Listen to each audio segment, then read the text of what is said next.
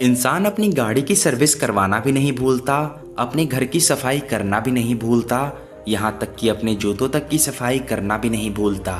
लेकिन अपने शरीर की सफाई वो कब करता है? आप सोच रहे होंगे कि हम नहाते धोते तो रोज हैं, तो सफाई तो हो ही जाती है। मैं बाहर की सफाई की बात नहीं कर रहा, मैं भीतर की सफाई की बात कर रहा हूँ, पेट की सफाई की बात कर रहा हूँ। बागभट्ट जी ने आयुर्वेद में लिखा है कि 99% बीमारियां पेट से पैदा होती है। चलिए पहले ये समझ लेते हैं कि हमारे पेट से बीमारियां पैदा कैसे होती है, और फिर तभी हम समझ पाएंगे कि फिर उस पेट को कैसे साफ करना है। आपको ऐसे बहुत सारे लोग दिखेंगे जो अपने बीमारियों के कारण दुखी रहते हैं, डॉक्टरों के पास घूमते रहते हैं, किसी वैद्य के पास जाते हैं, और फिर उनका जीवन दवाइयों के सहारे चलने लगता है। और ये भी हकीकत है कि उन दवाइयों से उन्हें कुछ देर के लिए तो आराम हो जाता है, लेकिन उस बीमारी की जड़ कभी नहीं जाती। और जैसे ही वो दवाई लेना छोड़ते हैं तो दर्द फिर से उनको परेशान करने लग जाता है। कितने ही लोग आपने देखे होंगे, और वास्तविक में तो आपके परिवार में भी तो ऐसे लोग होंगे। किसी के हाथ में दर्द होता है, किसी के घुटने में दर्द होता है, किसी के पैर में दर्द होता है, और किसी के डायबिटीज है, किसी का लीवर खराब है, किसी को पथरी है। लेकिन समझने की बात यह है कि जिस तरह एक बीज से पेड़ बनता है, उसी तरह हमारे पेट में जमा गंदगी से ही इन सारी बीमारियों का जन्म होता है। ये तो हम सभी जानते हैं कि फलों और कच्ची सब्जियों को पचाने में तकरीबन 2 से 3 घंटे लगते हैं। वहीं पर अगर हम अनाज की बात करें, जैसे कि गेहूं या फिर कोई और अनाज, तो उसको पचाने में 5 से 6 घंटे लगते हैं। लेकिन अगर हम बात करें मांस मछली या फिर नॉनवेज की, तो उसको पचाने में 15 से 20 घंटे लग जाते हैं। अब जो हम खाते हैं वो किस तरह गंदगी के रूप में हमारे शरीर में जमा हो जाता है, ये समझोगे तभी ये समझ पाओगे कि वो गंदगी को कैसे बाहर निकालना है। मैं आपको आसान तरीके से उदाहरण के माध्यम से समझाता हूँ। मान लीजिए कि आप अपनी गाड़ी को लेकर अपने घर से जाते हैं। रास्ते में गाड़ी सड़क पर चलती है, और कुछ दूर सड़क पर चलने के बाद सामने कीचड़ आ जाता है। अब जब कीचड़ में से गाड़ी होकर निकलेगी, उसके टायर पर भी कीचड़ लगेगा, उसका टायर गंदा होगा। अब वो कीचड़ कुछ दूर चलने के बाद खत्म हो जाएगा और आप फिर से सड़क पर आ गए। अब फिर से जब गाड़ी सड़क पर चलने लगेगी तो हो सकता है उसका कीचड़ हट जाए, लेकिन वो कीचड़ पूरी तरह से साफ नहीं होता, ऊपर ऊपर से साफ हो जाएगा। आप किसी चीज से साफ करेंगे तो भी वो ऊपर से ही साफ होगा, क्योंकि टायर पर जब हम देखते हैं तो उसमें लेयर बनी होती है, उसमें एक जगह बनी होती है और उसमें मिट्टी फंसी रहती है, कीचड़ भी उसी में फंसा रहता है। तो ऊपर से साफ करने पर वो ऊपर ऊपर से साफ होता है।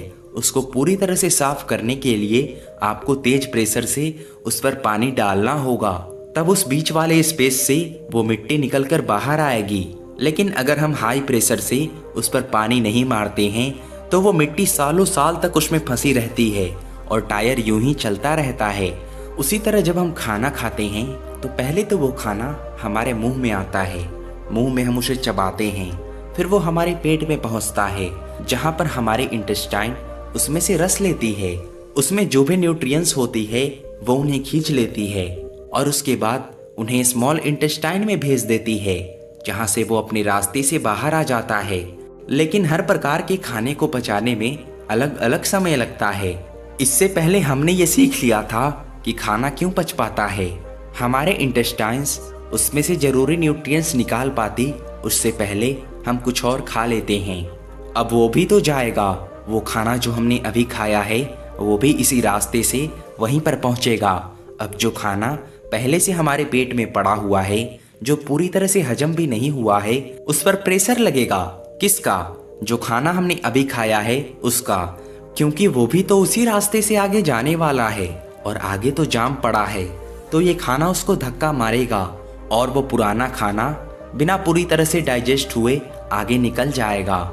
लेकिन जब ये हाफ डाइजेस्ट खाना बिना पूरी तरह से हजम हुए आगे बढ़ता है, बैक्टीरिया के भंडार, बहुत सारे बैक्टीरियाज होते हैं जो पीछे छोड़ जाते हैं, और ये बैक्टीरिया हमारे इंटेस्टाइन से, यानी कि हमारे पेट की जो इनर वॉल होती है, उनसे चिपक जाते हैं। उसी तरह जैसे वो कीचड़ उस गाड़ी के पहिए पर लगा था, अब हमारा इंटेस्टाइन तो खाने से न्यूट्रिशन खींचने के लिए ही बनी है।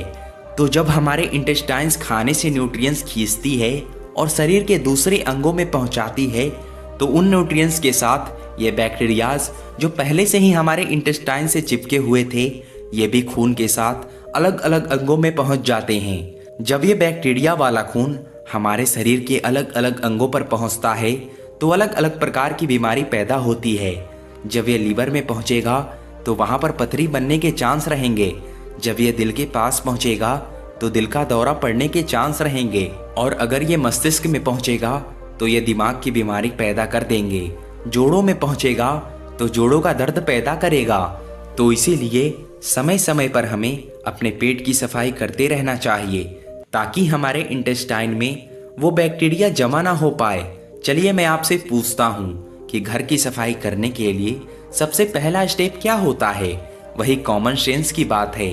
अगर हमें अपने कमरे की सफाई करनी है तो हमें कमरे को खाली करना होगा। अगर फर्श साफ करनी है तो फर्नीचर को बाहर निकालना पड़ेगा। उसी तरह से हमें भी अपने पेट की सफाई करने के लिए ऐसे ही शुरुआत करनी चाहिए। अगर हम अपनी पूरी बॉडी को डिटॉक्स करना चाहते हैं तो सबसे पहले तो हमें अपने पेट को साफ करना होगा।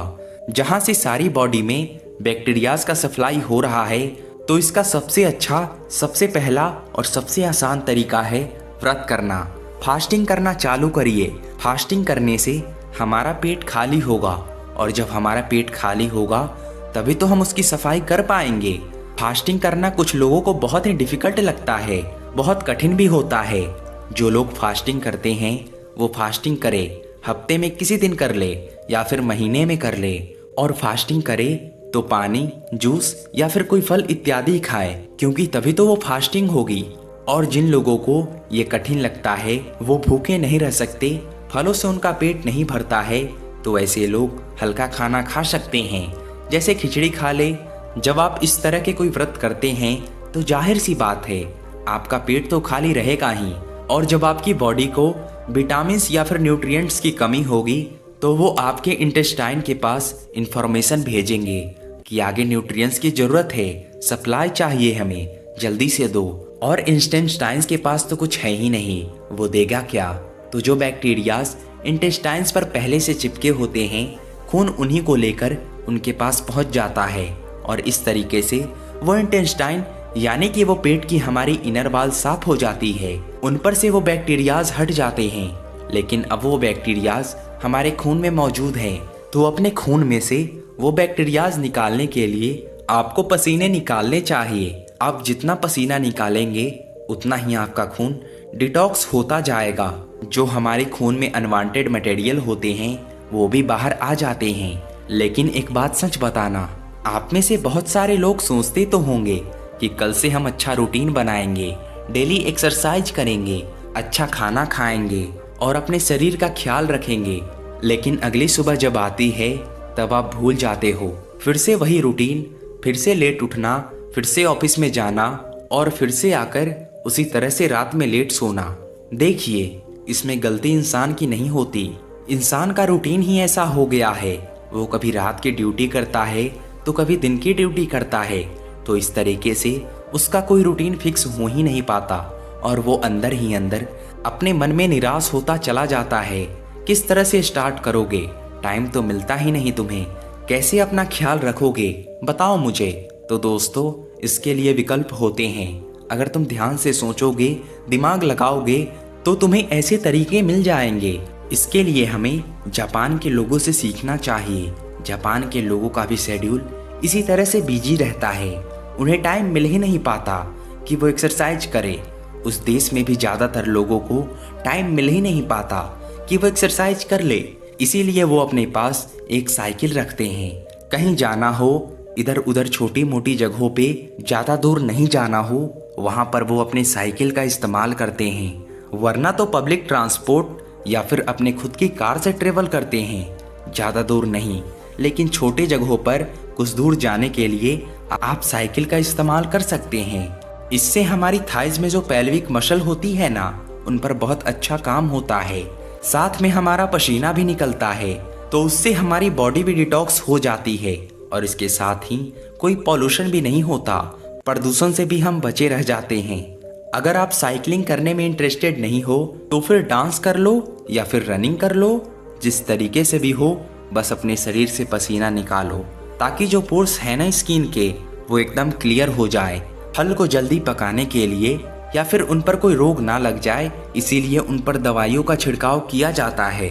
और जब हम सब्जियों को खाते हैं तो वो पेस्टिसाइड्स हमारे अंदर हमारी बॉडी में इंटर कर जाते हैं, तो वो उन पेस्टिसाइड की वजह से हमारे अंदर बहुत सारी बैक्टीरियाज पैदा होते हैं, जिनसे बहुत सारी बीमारियां पैदा होती है। और सबसे बीमारी जो पैदा होती है वो होती है कॉन्स्टिपेशन की। कुछ लोगों को हमेशा कॉन्स्टिपेशन रहता है। वो जब भी सुबह बाथरूम में जाते हैं तो उनका पेट अच्छे से साफ ही नहीं हो पाता। इसकी वजह से वो पूरे दिन परेशान रहते हैं, कुछ भी अच्छा नहीं लगता, कुछ भी खाने का मन नहीं करता, भूख नहीं लगता। तो उन लोगों के लिए त्रिफला चूर्ण सबसे अच्छी औषधि मानी जाती है। त्रिफला के नाम से ही पता चलता है कि यह 3 फलों से मिलकर बना होता है। आंवला और हड़र त्रिफला के चूर्ण के मेन कंपोनेंट होते हैं। आंवला में विटामिन सी होता है, फाइबर होता है, और वहीं पर हड़र एक बहुत अच्छा एंटीबैक्टीरियल होता है। जिस दिन आप सुबह सुबह नींबू पानी नहीं पीने वाले, उस दिन त्रिफला चूर्ण का सेवन करें। एक छोटी चम्मच अच्छे से गुनगुने पानी में मिलाकर पी जाओ। उसके बाद देखना क्या कमाल होता है। खाना अच्छे से डाइजेस्ट होगा, सुबह पेट इतने अच्छे से खाली होगा कि पूरा दिन हल्का हल्का महसूस करोगे। और इसे भी रोज लेने की जरूरत नहीं है। एक हफ्ता आपने नींबू का पानी ले लिया और किसी दूसरे हफ्ते आपने त्रिफला चूर्ण का सेवन कर लिया। इस तरह अल्टरनेट तरीकों से इसका इस्तेमाल करना है। कहीं पता चले कि आप नींबू पानी भी पी रहे हो और साथ में त्रिफला चूर्ण का भी सेवन कर रहे हैं। अच्छा, एक राज की बात बताता हूँ। जो लोग अल्कोहल ज्यादा पीते हैं ना, उसकी वजह से उनकी बॉडी में एसिडिटी बढ़ जाती है। तो ये जो त्रिफला चूर्ण है ये उस अल्कोहल के इफेक्ट को भी बहुत कम कर देता है। देखिए, अगर आप पहले से कोई और दवाई ले रहे हैं तो त्रिफला चूर्ण को अवॉइड करना या फिर अपने डॉक्टर से कंसल्ट करके इसे ले सकते हैं। एक और बहुत अच्छा तरीका होता है बॉडी को डिटॉक्स करने का, कि खाने से पहले फ्रूट या फिर सैलेड खा लो, अच्छे से पेट भरकर खा लो। उससे क्या होता है कि फलों में और सलाद में फाइबर होते हैं बहुत अच्छी मात्रा में। जब वो फाइबर आपके पेट में पहुंचते हैं तो वो लुब्रिकेशन पैदा करते हैं, जिस लुब्रिकेशन की वजह से हम खाना खाते हैं वो कहीं पर अटकता नहीं है, वो आसानी से नीचे चला जाता है। और खाना कभी भी पूरा पेट भर के मत खाना, हमेशा 80% ही खाना चाहिए, 20% जगह पेट में खाली रहनी चाहिए। ये सारी तरीके आपकी बॉडी को पूरी तरह से डिटॉक्स कर देंगे। इनमें से कुछ तरीके थोड़े आसान हैं तो कुछ तरीके थोड़ा कठिन है। आप अपनी सुविधाओं के अनुसार कोई भी तरीका अपना सकते हैं, लेकिन ये सारे तरीके बॉडी को डिटॉक्स करने के लिए हैं। माइंड को डिटॉक्स करने के लिए कुछ अलग तरीके होते हैं। अगर इस वीडियो में हम डिस्कस करेंगे तो ये वीडियो बहुत लंबी हो जाएगी, लेकिन आप ये जान लीजिए कि जितना जरूरी बॉडी को डिटॉक्स करना है उससे कहीं ज़्यादा जरूरी माइंड को डिटॉक्स करना होता है। क्योंकि हमारे माइंड में जो है ना, बहुत सारा स्ट्रेस है, बहुत एंजाइटी है, बहुत सारे डर हैं, पता नहीं किस किस तरह के इमोशन हमारे दिमाग के अंदर भरे पड़े हैं, जो कम होते ही नहीं है, वो वहीं पर अटके रह जाते हैं और हमें हमेशा परेशान करते रहते हैं, नई नई बीमारियों को पैदा करते रहते हैं। उससे बहुत सारी मानसिक बीमारियां पैदा होती है, डिप्रेशन होता है, हमेशा दुखी रहना, खोया खोया रहना, समाज से कटके रहना, किसी से मिलना जुलना नहीं, कॉन्फिडेंस कम हो जाना, अपने एक्सप्रेशन दूसरे के सामने एक्सप्रेस ना कर पाना, ये सारी प्रॉब्लम माइंड डिटॉक्स के कारण होता है।